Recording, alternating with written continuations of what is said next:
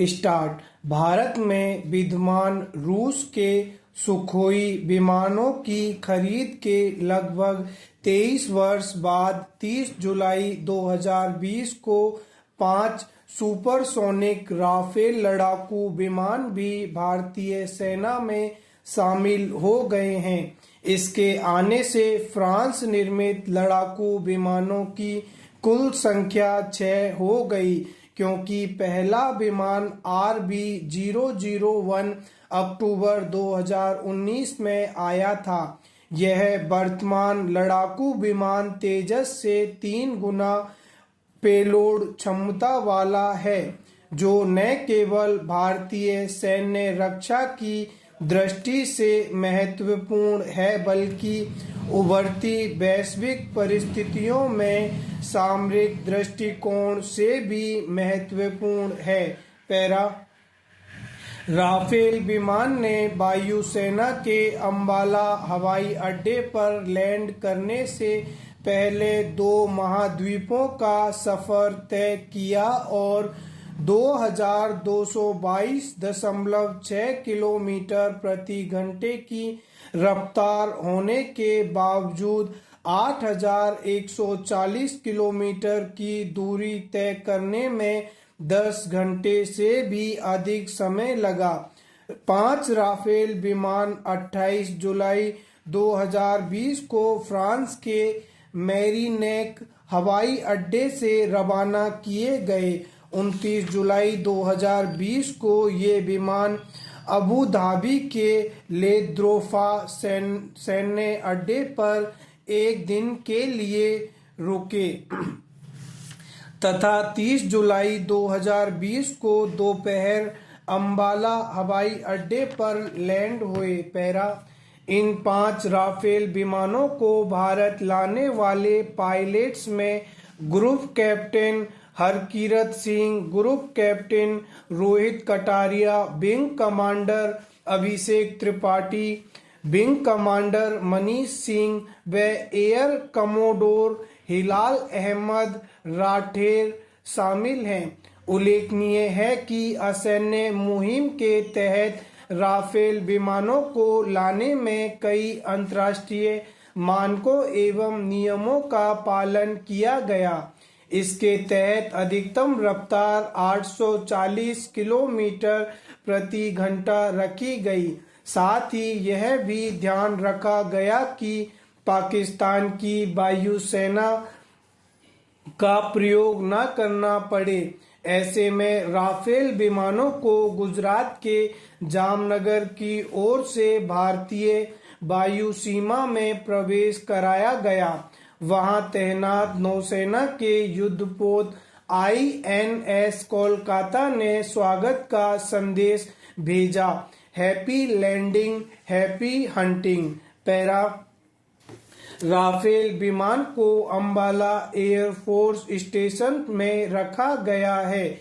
देश में राफेल की पहली स्क्वाड्रन अंबाला में ही तैयार की गई है, जबकि दूसरी स्क्वाड्रन पश्चिम बंगाल के हासीमारा एयरफोर्स स्टेशन में तैनात की जाएगी। पैरा। भारतीय वायुसेना द्वारा 2007 में medium multi role combat aircraft खरीदने के संबंध में तत्कालीन कांग्रेस के नेतृत्व वाली सरकार को एक प्रस्ताव भेजा गया, जिसके पश्चात भारत सरकार द्वारा 126 लड़ाकू विमानों को खरीदने हेतु टेंडर जारी किया गया। पैरा। मई 2011 में भारतीय वायुसेना ने राफेल और यूरो फाइटर जेट्स को शॉर्ट लिस्टेड किया। इसके पश्चात जनवरी 2012 में राफेल को खरीदने के लिए टेंडर को सार्वजनिक कर दिया गया, जिस पर फ्रांस की राफेल विमान निर्माता कंपनी दसॉल्ट एविएशन ने सबसे कम कीमत पर उपलब्ध कराने की बोली लगाई। इसके तहत वर्ष 2012 में भारत सरकार और दसॉल्ट ने कुल 126, जिसमें 18 फ्रांस में निर्मित व शेष भारत में निर्मित होने थे। राफेल विमानों का सौदा किया।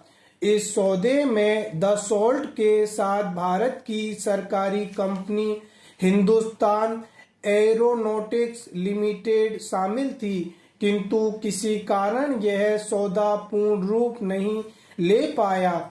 इसके पश्चात भारतीय जनता पार्टी की नेतृत्व वाली एनडीए राष्ट्रीय जनतांत्रिक गठबंधन सरकार ने 36 राफेल विमान हेतु दसॉल्ट के 23 सितंबर 2016 को aircraft package supply protocol, weapons package supply protocol के साथ कॉन्ट्रैक्ट, टेक्निकल एग्रीमेंट्स और ऑफसेट कॉन्ट्रैक्ट्स पर हस्ताक्षर किए।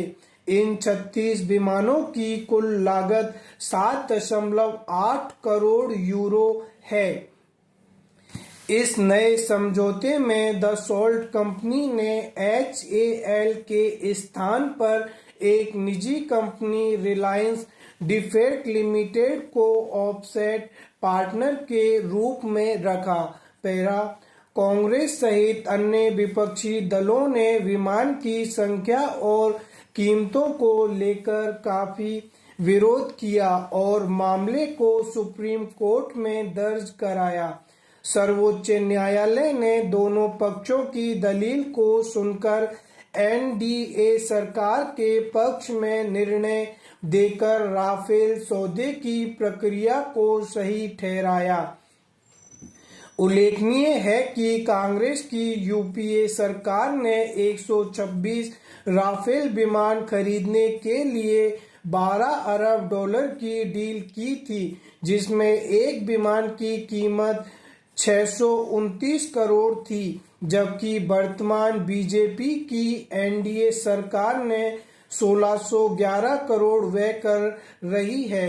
वर्ष 2016 के समझौते के तहत ही दसॉल्ट ने 5 राफेल विमानों की आपूर्ति की है और ऐसा कहा गया है कि शेष सभी विमान वर्ष 2021 के अंत तक भारत आ जाएंगे। पैरा उल्लेखनीय है कि राफेल डील के तहत भारतीय पायलटों एवं सहयोगी कर्मियों को दसॉल्ट कंपनी द्वारा हथियार प्रणाली और विमान संचालन का प्रशिक्षण दिया गया है। पैरा वर्ष 2001 में प्रस्तुत किया गया राफेल फ्रांस का डबल इंजन वाला लड़ाकू विमान है, जिसे फ्रांस की दसॉल्ट एविएशन कंपनी ने डिजाइन किया है। यह अत्याधुनिक हथियारों से लैस 4.5 जनरेशन का लड़ाकू विमान है। यह एक सुपरसोनिक लड़ाकू विमान है जो स्थल से आकाश में अथवा आकाश से आकाश में अपने लक्ष्य को सफलतापूर्वक भेदने में सक्षम है। इसलिए इसे विश्व स्तर पर सबसे शक्तिशाली जेट विमान माना जाता है।